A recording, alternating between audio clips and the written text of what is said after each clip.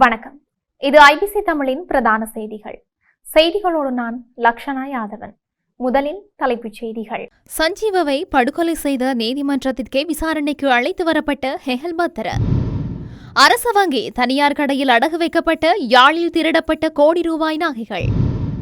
நாடாளுமன்ற உறுப்பினர்கள் நீதிபதிகள் மீது அவதூறு பரப்புவது கண்டனத்துக்குரியது. சுரேன் ராகவன். புறக்கோட்டை பேருந்து நிலையத்தில் சிக்கிய 1000க்கும் மேற்பட்டோர். இலங்கைக்கு இழுத்து வரப்பட்ட ஆபத்தான நபர், பட்டாசு வெடித்து கொண்டாடிய மக்கள். மாகாண சபை தேர்தல் குறித்து அரசு தரப்பின் அறிவிப்பு. கோட்டாபயவின் முன்னாள் செயலாளருக்கு எதிராக நீதிமன்றம் பிறப்பித்த உத்தரவு. குற்றவாளிகளோடு வெளிநாடுகளில் சொகுசு வாழ்க்கை வாழ்ந்த அரசியல்வாதிகள், ஆதாரங்களை அளிக்க அரங்கேற்றிய துப்பாக்கிச் சூடுகள். தொடர்பான விரிவான செய்திகள்.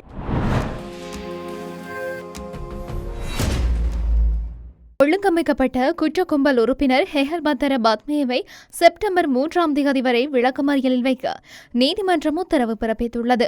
கொழும்பு பிரதான நீதவான் நீதிமன்றத்தில் வழக்கு விசாரணைக்கு எடுத்துக் கொள்ளப்பட்ட நிலையில் இந்த உத்தரவு பிறப்பிக்கப்பட்டுள்ளது. தடுப்பு காவல் உத்தரவுகளின் கீழ் தடுத்து வைக்கப்பட்டிருந்த ஹெஹல் பத்ர பத்மேவை குற்றப்புலனாய்வு துறை அதாவது சிஐ நீதிமன்றத்தில் முன்னிலைப்படுத்தியிருந்தது. இதன்போது இடம்பெற்ற விசாரணையை தொடர்ந்து கொழும்பு பிரதான நீதிபதி அசங்க எஸ் போதரகமவால் மேற்படி உத்தரவு பிறப்பிக்கப்பட்டதாக இருக்கின்றது.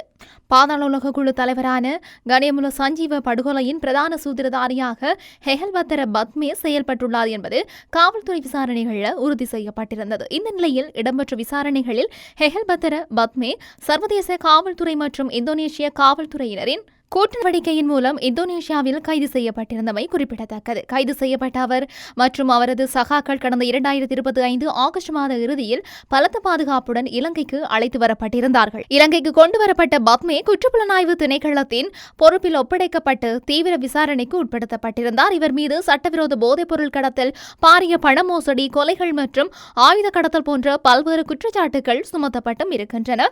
இதன்படி இந்த வழக்கில் முக்கிய அரசியல் பிரமுகர்கள் மற்றும் முன்னாள் அமைச்சர்களுக்கு இருக்கும் தொடர்புகள் குறித்து சிஐடி அதிகாரிகள் விசாரணைகளை முன்னெடுத்தும் இருக்கின்றார்கள். பத்மி வழங்கிய தகவல்களின் அடிப்படையில் T56 ரக துப்பாக்கிகள், மைக்ரோ பிஸ்டல்கள் மற்றும் நூற்றுக்கணக்கான தோட்டாக்களை காவல்துறையினர் கைப்பற்றியும் இருக்கின்றார்கள். நுவரெலியா பகுதியில் பத்மேவின் நிதியுதவியுடன் வெளிநாட்டவர்களால் நடத்தப்பட்ட ஐஸ் போதைப்பொருள் தயாரிப்பு நிலையம் ஒன்றும் கண்டுபிடிக்கப்பட்டிருக்கின்றது. மேலும் சட்டவிரோத சொத்துக்கள் ஒழிப்பு பிரிவினரால் இவருக்கு சொந்தமான 50 மில்லியன் ரூபாய் பெறுமதியான காணிகள் மற்றும் கட்டடங்கள் முடக்கப்பட்டும் இருக்கின்றன. இந்த நிலையில் தடுத்து வைத்து விசாரிப்பதற்கான கால அவகாசம் இன்று நிறைவடைந்ததை அடுத்து கொழும்பு நீதவான் நீதிமன்ற உத்தரவின்படி பத்மே செப்டம்பர் 3ஆம் தேதி வரை விளக்கமறியலில் வைக்கப்பட்டுள்ளமை குறிப்பிடத்தக்கது. யாழ்குடா நாட்டில் ஆட்கள் இல்லாத வீடுகளுக்குள் புகுந்து தங்க நகைகளை திருடியதாக கூறப்படும் 3 கைது செய்யப்பட்டு 14 நாட்கள் விளக்கமறியலில் வைக்கப்பட்டுள்ளனர்.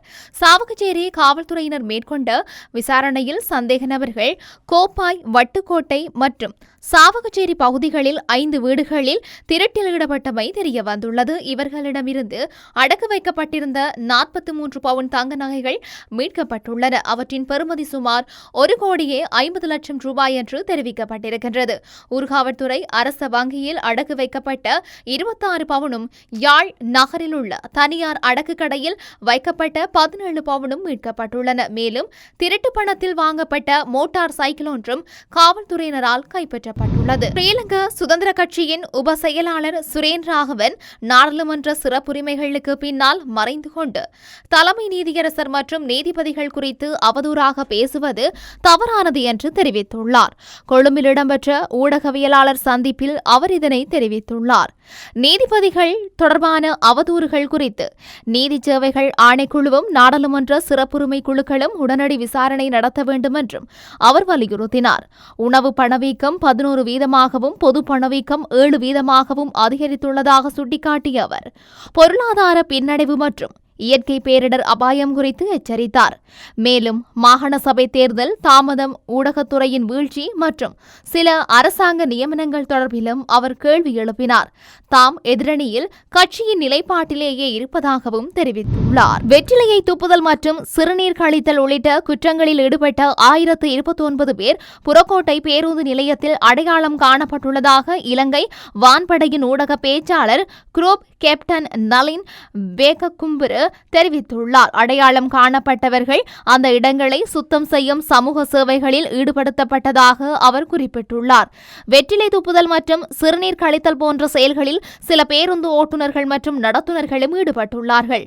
பொதுமக்களின் பாதுகாப்பை உறுதி செய்யும் நோக்கில் இலங்கை வான்படையினரால் புறக்கோட்டை பேருந்து நிலையத்தில் புதிய சிசிடிவி கண்காணிப்பு கட்டுப்பாட்டு அறை ஒன்றை நிறுவ நடவடிக்கை எடுக்கப்பட்டது. இதன் காரணமாகவே இவ்வாறான குற்றங்களில் ஈடுபட்டவர்களை எளிதில் அடையாளம் காண முடிந்துள்ளதாக வான்படை ஊடக பேச்சாளர் மேலும் தெரிவித்துள்ளார். ஆபத்தான நபரான லலித் கண்ணங்கர கைது செய்யப்பட்டதனை வரவேற்று ஹென்வெல்ல, வத்தரேகா, மீகோடா மற்றும் கலக்கெதிர உள்ளிட்ட பல பகுதிகளில் மக்கள் பட்டாசுகளை வெடித்து தங்கள் மகிழ்ச்சியை வெளிப்படுத்தியுள்ளனர்.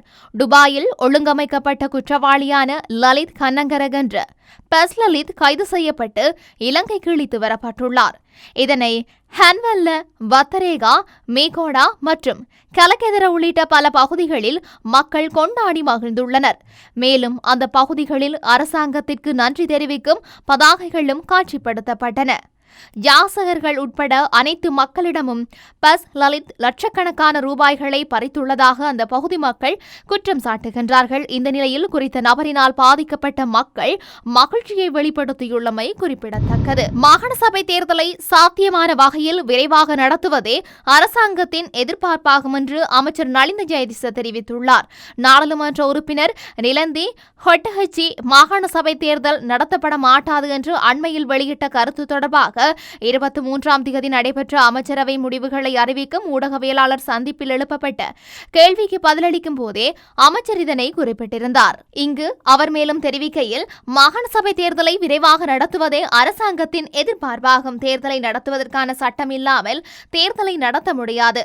சட்டத்தை நாம் விரைவாக நாடாளுமன்றில் நிறைவேற்ற வேண்டும் என்றும் அவர் தெரிவித்துள்ளார். முன்னாள் ஜனாதிபதி கோட்டாபய ராஜபக்சவின் முன்னாள் தனிப்பட்ட செயலாளர் சுகேஸ்வர பண்டார செப்டம்பர் 9 வரை மேலும் விளக்கமறியலில் வைக்கப்பட்டுள்ளார்.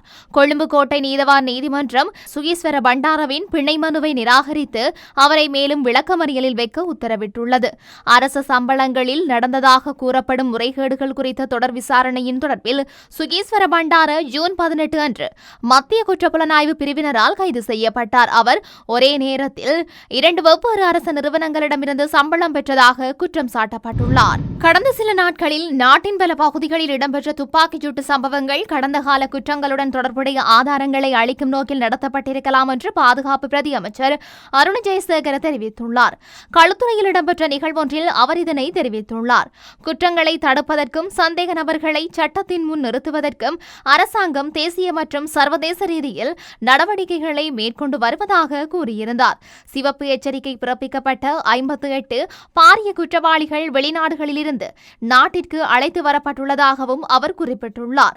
கடந்த காலங்களில் சில அரசியல்வாதிகள் குற்றவாளிகளுடன் தொடர்பு வைத்திருப்பதாக குற்றம் சாட்டியிருந்தார். நாட்டின் சீர்குலைந்த நிலைமையை மாற்றி வருவாயை அதிகரித்து பொருளாதாரத்தை முன்னேற்ற அரசாங்கம் நடவடிக்கை எடுத்து வருவதாகவும் அவர் தெரிவித்துள்ளார். செய்திகளின் நிறைவாக மீண்டும் தலைப்புச் செய்திகள். சஞ்சீவவை படுகொலை செய்த நீதிமன்றத்திற்கே விசாரணைக்கு அழைத்து வரப்பட்ட ஹெஹல் பத்தர. அரசு வங்கி தனியார் கடையில் அடகு வைக்கப்பட்ட யாழில் திருடப்பட்ட கோடி ரூபாய் நகைகள். நாடாளுமன்ற உறுப்பினர்கள் நீதிபதிகள் மீது அவதூறு பரப்புவது கண்டனத்துக்குரியது. சுரேன் ராகவன். புறக்கோட்டை பேருந்து நிலையத்தில் சிக்கிய 1000க்கும் மேற்பட்டோர். இலங்கைக்கு இழுத்து வரப்பட்ட ஆபத்தான நபர், பட்டாசு வெடித்து கொண்டாடிய மக்கள். மாகாண சபை தேர்தல் குறித்து அரசு தரப்பின் அறிவிப்பு. கோட்டாபயவின் முன்னாள் செயலாளருக்கு எதிராக நீதிமன்றம் பிறப்பித்த உத்தரவு. குற்றவாளிகளோடு வெளிநாடுகளில் சொகுசு வாழ்க்கை வாழ்ந்த அரசியல்வாதிகள், ஆதாரங்களை அளிக்க அரங்கேற்றிய துப்பாக்கிச் சூடுகள். இத்துடன் ஐபிசி தமிழின் பிரதான செய்திகள் நிறைவு பெற்றன. செய்திகளை உடனுக்குடன் அறிந்து கொள்ள ஐபிசி தமிழ் என்ற எமது யூடியூப் பக்கத்தினூடாக இணைந்திருங்கள். வணக்கம்.